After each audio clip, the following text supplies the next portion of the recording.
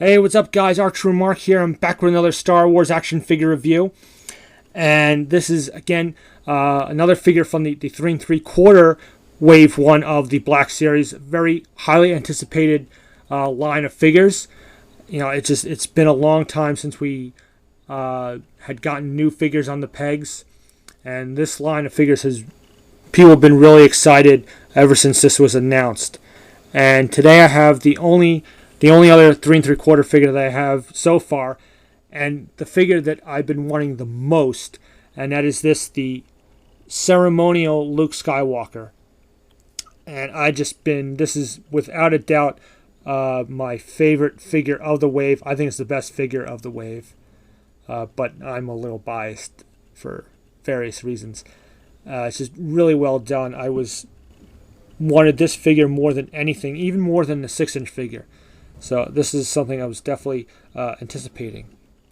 We'll get a better look at that in a moment. Here is the Black Series 3 3/4 packaging, the card back. Again, not a fan of this really. We have Star Wars the Black Series in orange lettering there. You have number 5, Luke Skywalker, black and white image of Luke. And the orange kind of lights down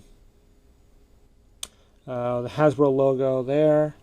And that's all the coloring you're going to get is that little bit of orange. The rest of it is black, hence the name, the Black Series. And we'll flip it around again, the Star Wars logo, number 5, Luke Skywalker. Luke Skywalker is awarded a medal for his part in destroying the Death Star. That's all we get as far as a bio. Very plain, kind of black and white image of Luke in the medal ceremony with his Medal of Yavin. The Princess Leia in the background there. Again, these sort of like orange striping here. You got your Hasbro, StarWars.com, all that stuff. And that's it for the packaging. We'll just set that up again there. And on to the main event, and that is the figure. And I'm just blown away by this figure. Like I said, I was very much anticipating this figure. Very much the one figure I wanted the most of this whole range, whether it's the 6-inch or the 3 3/4, was this. It's been a while since we've gotten an update on this version of Luke Skywalker, and I think this is well needed. We've gotten some great upgrades on Luke Jedi, Bespin, Hoth, so on. But it's been a while since we've had this version, and it's much needed. The last version, I think, was the 30th anniversary, and that wasn't very good. And then you had the Power of the Force 2. So we really needed this guy. So I would take you up and down. Really blown away. Really loved the way they did this figure. I think they did an amazing job. So many, details, sculpting. The paintwork is great. Always love this outfit with the black shirt and the brown pants and this yellow jacket, which I forget what website carries it, but there's actually a site where you can get a full-size adult jacket just like the leather jacket. It might be fake leather, I'm not sure. Yellow jacket like that would be really cool. I don't think it would fit my proportions. I wouldn't order it, but they did a great job of sculpting, even just like the little details on the arms and the shoulders, the little silver stripe there on the jacket, the sculpting of the hair, and the facial sculpt I think is really well done. I think they did a really good job. Here you can see this little, rank badge on the front of the jacket.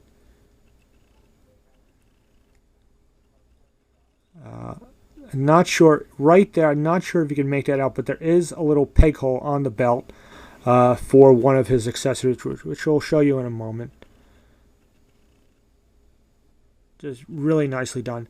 Articulation on this, guys. This is pretty much, we got the Vintage Collection articulation, just without the Vintage Collection packaging. Hopefully that packaging makes a return at some point. So you have that Vintage Collection articulation for the most part. Mention that in a moment. So we do have bulge jointed neck, bulged shoulders, bulged elbows, swivel wrists, swivel waist, swivel hips, bulged knees, but no ankle articulation. Which, I don't know, maybe he doesn't need the ankle articulation. I don't know. But I'm just kind of surprised that they didn't put that in there. It's, they did everything else with this figure, but to leave out the ankle articulation is a little weird. One other thing with the articulation is the joints, something that's not always done, wasn't always done in the vintage collection or the other lines, is having the joints match the figure, kind of help them blend into the figure. And you can see they're painted the same color. So you have brown on the knees, and the elbows are painted in the same color, yellow. And you can see it better there. And even in the shoulders, I mean, the joints still show up, but they're very much or better hidden or blended as opposed to other figures in other lines in some cases. So they did a really good job of that. And I just really, part of me, if I'm fanboying out on this figure a little bit, I just was really excited to see this figure. I'm glad we're finally getting it. So the articulation and the joints are really well done. I love the yellow stripe here on the side of the pants. Another thing is you have the working holster to accommodate the blaster, which he comes with throughout, which I'll show you in a moment. Fits nicely, really nicely in the holster, and the holster, as you can see, strapped to his leg. It does not hinder the articulation.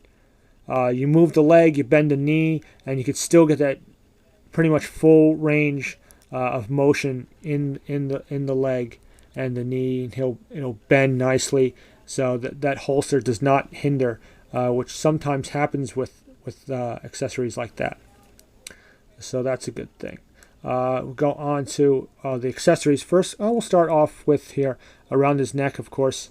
This is the Medal of Yavin, which is he's awarded for helping destroy the Death Star, as it says on the back of the packaging. It's great because back in the vintage collection we got a Han Solo figure with this medal. So now we have a Luke to go along with it. Here in his hand is the standard Luke lightsaber, the blue blade. Lightsaber hilt we've seen many times. Fits pretty well in his hand. This one, it's a little loose, but he still holds it fairly well.